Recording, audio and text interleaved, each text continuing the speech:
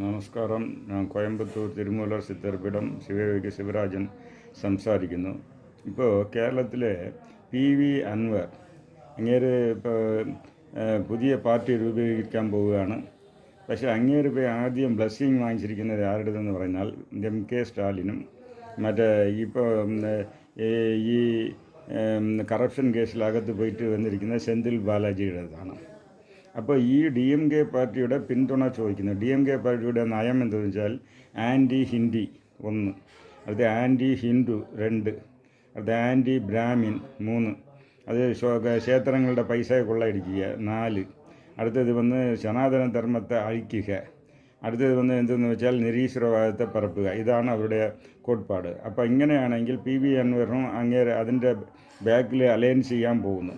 രണ്ടാമത് anti Modi vote വാങ്ങാൻ വേണ്ടി ആൻറ്റി മോഡി ഹിന്ദു മതത്തെ താക്കുന്നത് മുസ്ലിം